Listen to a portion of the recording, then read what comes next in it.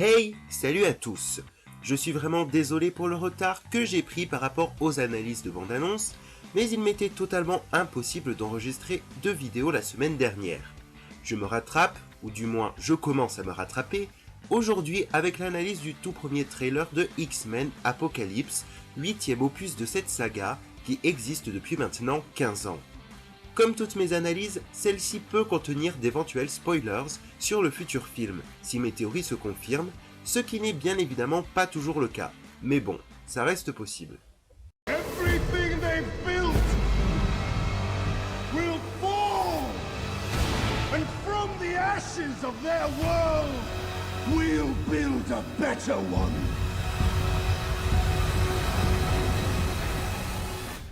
La bande-annonce s'ouvre avec un plan assez énigmatique de ce qui semble être la porte de Cérébro, la machine qui amplifie les pouvoirs de Charles Xavier. Impossible d'en savoir plus, comme par exemple l'identité de la personne présente.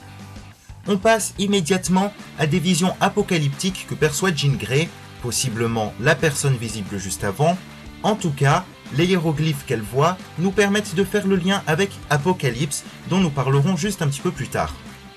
Dans ce film, Jean Grey est interprétée par Sophie Turner et sera bien plus jeune que dans les autres opus. Explication. X-Men Apocalypse se déroule dans les années 80 à la suite respectivement et chronologiquement de X-Men First Class et les événements de Days of Future Past se déroulant dans le passé. Il fait donc partie de cette nouvelle timeline introduite par Days of Future Past et qui fait que certains films ne comptent plus. C'est pourquoi les personnages de Jean Grey, Cyclops, Storm ou encore Nightcrawler sont si jeunes. Ce film correspond à leur arrivée dans le monde des X-Men. Nous retrouvons d'autres personnages majeurs des films précédents, Raven alias Mystique, le Professeur X, Magneto, etc. Mais ce nouveau film sera l'occasion de découvrir de nouveaux personnages tirés des comics et apparaissant pour la plupart pour la première fois au grand écran, notamment Jubilee. Mais le plus important reste bien évidemment Apocalypse. Le grand méchant éponyme du film apparaît cependant, jeune, dans la scène post-générique de X-Men Days of Future Past. Nous pouvons voir dans la bande-annonce Charles Xavier retrouver Moira, personnage introduit dans First Class et qui travaille au sein de la CIA. Elle a mené des recherches sur N'Saba Noor, également connu sous le nom d'Apocalypse et qui se révèle être le plus ancien mutant connu. On apprend plus loin que ses pouvoirs sont quasiment illimités, puisqu'il serait capable de contrôler l'intégralité des mutants. Dans les comics, Apocalypse est très inspiré par la théorie de l'évolution de Darwin, ce que l'on peut retrouver dans la bande-annonce.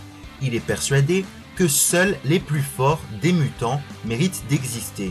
Son discours dans la bande-annonce s'adresse à ces mutants qui l'invitent à provoquer la fin du monde des humains pour ainsi permettre l'apparition d'un nouveau.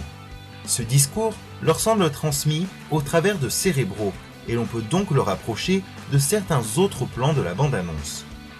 Comme le dit Moira, Apocalypse recrute toujours 4 cavaliers qui sont sous ses ordres. Leur silhouette apparaissait déjà dans la scène post-générique de Days of Future Past.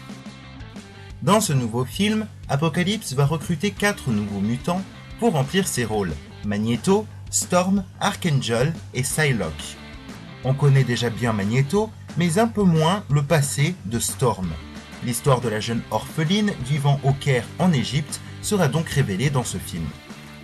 Il est possible qu'Apocalypse cherche à s'emparer du Professeur X pour une raison ou une autre.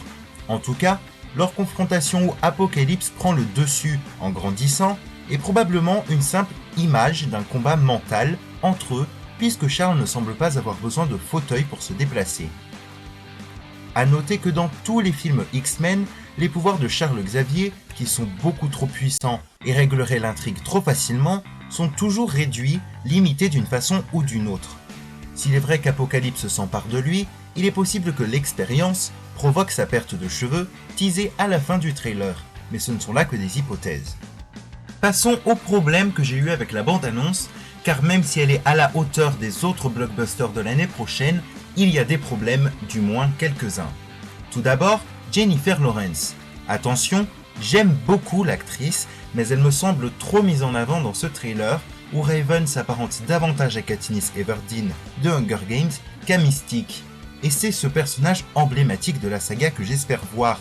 Malheureusement, sa forme bleue n'apparaît qu'une fraction de seconde. Par ailleurs, X-Men Apocalypse réintroduit des personnages très importants, comme Jean, Cyclops, Storm, mais également des nouveaux comme Jubilee. Et je trouve ça dommage de remettre Raven autant en avant, puisqu'on l'a déjà énormément vu dans les autres films. Mais c'est mon avis personnel. Le costume d'Apocalypse, et même son look en général, ont été la cible de critiques depuis sa révélation lors de la San Diego Comic Con. Je le trouve intéressant, sachant que le personnage des comics ressemble énormément à Thanos du Marvel Cinematic Universe et qu'il est probable que son apparence soit une tentative de s'en démarquer. Les détails de son costume sont assez réussis, tout comme ceux des cavaliers dans le même style. Archangel est magnifique et Psylocke, elle, semble tout droit sortie des pages de comics. Malheureusement, il n'en est pas de même pour les X-Men. C'est à mon sens le principal problème de Bryan Singer. Bien que très bon réalisateur, ses films ont tendance à trop s'éloigner des comics d'origine, notamment au niveau des costumes qui sont pourtant centraux dans le monde des super-héros. Les tenues X-Men les plus réussies sont selon moi celles de First Class, auxquelles Apocalypse fait suite.